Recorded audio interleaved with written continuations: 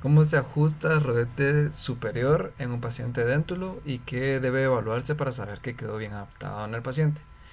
Idealmente, en la tercera cita posterior a la toma de impresiones finales se realiza la prueba de rodetes de cera. Se evalúa la altura que en anterior, que aproximadamente esté entre 22 milímetros, y en posterior 18 milímetros, y de un grosor en anterior de 4 a 5 milímetros y posterior de 7 a 8 milímetros aproximadamente. Luego se ajusta al paciente colocándolos en la boca. Y si el paciente no logra cerrar los labios, se debe recortar la altura de los rodetes, pero este debe quedar a la misma altura. Se marca con una espátula en el rodete en donde se une la parte húmeda del labio.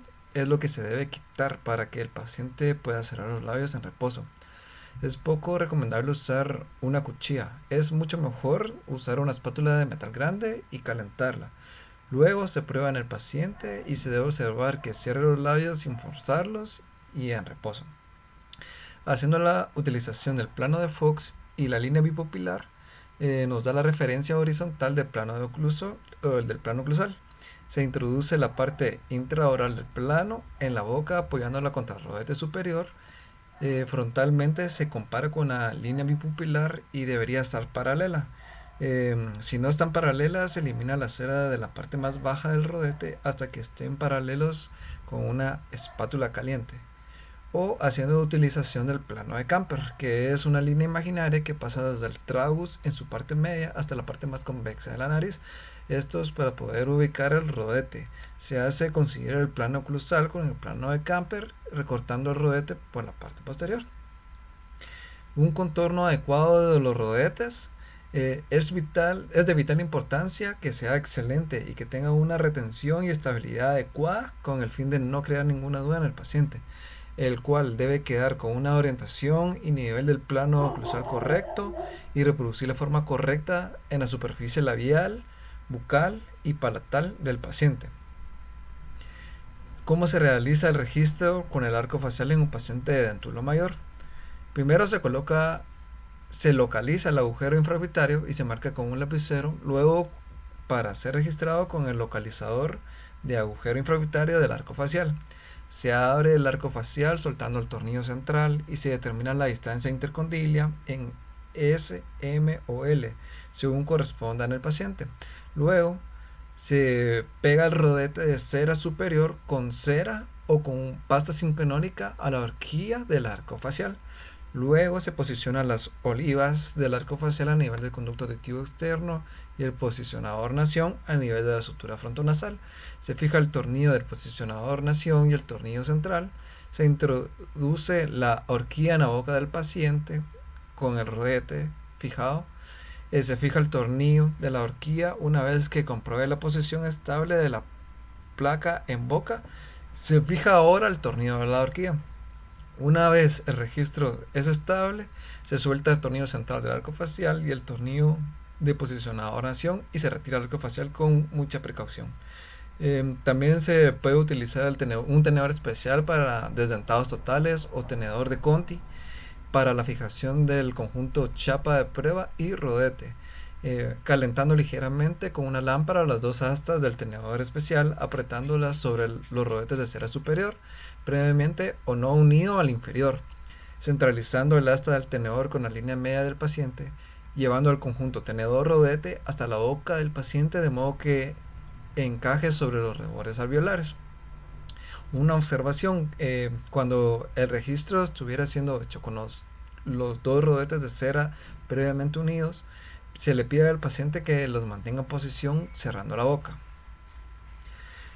¿Cómo se realiza el montaje del modelo superior en el articulador BioArt?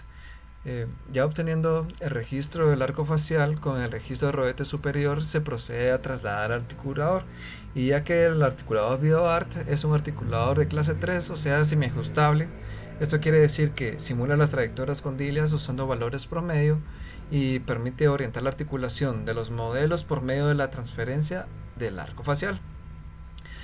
Vázquez recomienda que el ángulo de lateralidad se ajuste a 15 grados y el ángulo de protrusión en 30 grados. En pacientes mayores se recomienda que ángulos más bajos debido al aplanamiento del cóndilo y la cavidad glenoidea que con la edad se presenta. Se le debe hacer muescas con un fresón en forma de pera o llama al modelo final, esto con el objetivo de poder realizar el remontaje de la dentadura ya procesada y unida al modelo final para poder hacer el desgaste selectivo que permita una oclusión balanceada bilateral. Se mezcla yeso piedra tipo 3 dejándolo consistente para que sea fácil de manipular para unir a la platina al modelo final superior. ¿Cómo se ajusta el rodete inferior en el paciente déntulo? Y cómo se utiliza el método de McGee y dos métodos más para poder obtener la dimensión vertical. Entre uno de los métodos objetivos para ajustar el rodete cera inferior encontramos el método de McGee, que dice que la desviación vertical en oclusión es similar a una o más dimensiones específicas, con las arcadas en oclusión, incluyendo las proporciones divinas.